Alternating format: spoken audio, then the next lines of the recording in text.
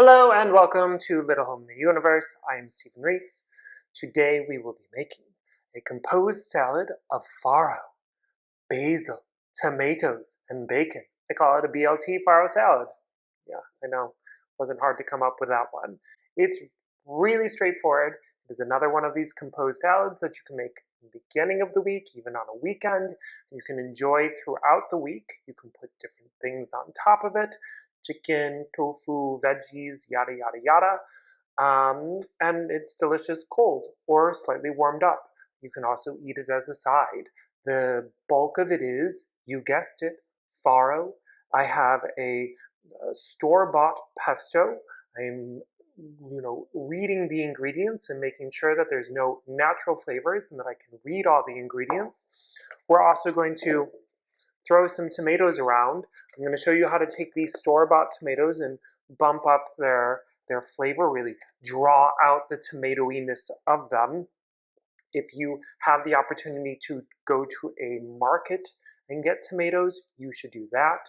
And then we're going to put some bacon in it. I'm also going to add some kielbasa because I've been nibbling on the bacon and I want an even amount of meat. Yeah, all right, let's start. So here we have a really quick recap of everything that we have. Our two meats, some Parmesan cheese, some pesto, ta-da, store-bought cherry tomatoes. Wash your farro, wash your grains, right? Don't forget the lemon juice in the back there, Stephen. For the farro to cook it, we're going to whack out some garlic cloves. We all know that that's the easiest way to peel your garlic, right? Whack them really hard. Then you'll eventually be able to get all of those peels off.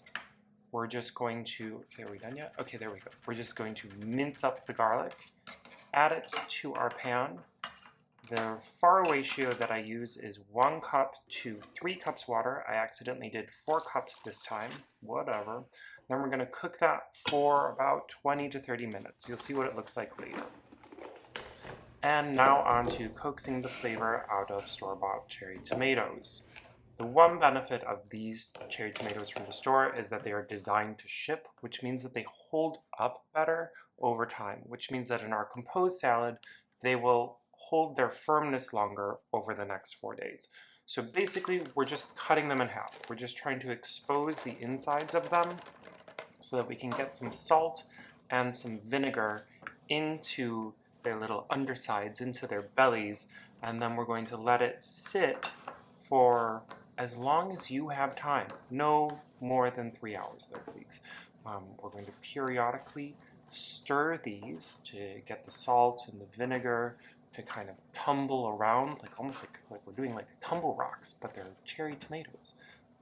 If you have your own homegrown cherry tomatoes, it won't take this much effort to coax the flavor out of them, so lucky you. Aren't you just winning at life? Okay, so we're gonna add about almost about a full tablespoon of salt, because again, we really want to penetrate into the firmer tomato. Oh, I forgot, I add a dash of hot sauce. That is a little chipotle hot sauce. And then again, about a little bit under a tablespoon of red wine vinegar. Red wine vinegar is more flavorful and will pull out the deeper notes of your tomatoes than, say, white wine, apple cider, or lemon juice. So definitely use red wine vinegar. And now we put it aside. Oh, and look, we're stirring it again. Oh wait, we put it aside. Now we're stirring it again. So do that for like at least a minimum of half an hour. This is what my farro looks like after cooking it for 30 minutes. Then I'm gonna put it out on a plate and let it cool down. So now it is time to build our composed salad. As you can see, the tomatoes have released a lot of their juices. That's right, I'm a genius. I somehow figured out how to do that. I'm joking, it's pretty straightforward. So to build the dressing, it's a good spoonful of mayo. I had a 6-ounce jar of jarred pesto. I'm gonna add 3/4 of that to my bowl. Look at me go, all right. Yeah, okay, there we go, now it's all in there. Then we're going to add our tomatoes, and we're going to stir until the mayo is incorporated. You don't want to have one glob of mayo in your mouth, right? That's not tasty. You know, it's a composed salad, so the hardest part is really all of the stirring. Then add your farro. There we go. Oh, you got it yet? You got it? Maybe? No, wait. Okay, there we go. Now it's all in there. The kielbasa, because again, I ate some of the bacon earlier. I'm just tearing the bacon up with my hands. I want bigger chunks so that when I get a spoonful of this, I get irregular chunks of bacon. Again, we want things to be irregular so that we have more of a dynamic salad. So it's about a tablespoon of lemon juice. Oh, I also added some cheese blend in there. I think that's like a pecorino parm blend. A fair amount of cracked black pepper. You'll see I like to add a lot of black pepper to this. I think that it just marries really well with the cheese and the pesto and the tomatoes. And again, here we go. We're just stirring.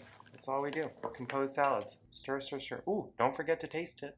Make sure you taste it, people. Oh, and more black pepper. I told you, I like black pepper. I decided, as I do, when I'm almost done with these things, that I wanted to bulk the salad up a little bit. So I am using 2 small zucchini. I'm going to put them in raw. I'm going to make sure that these are a smaller size than my tomato so that I get a good amount when I'm scooping into it.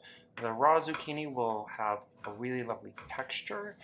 It'll break down a little bit by day 4, but it'll bulk up the salad so it'll give me more to eat. And it again will add a nice delicate crunch to everything.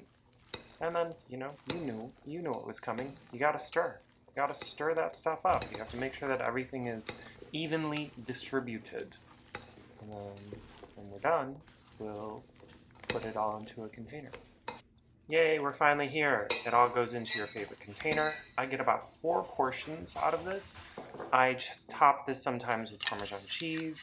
I put irregular little dots of pesto on. Sometimes I put almonds on it. And that's about it. Don't forget to like and subscribe and enjoy your lunch.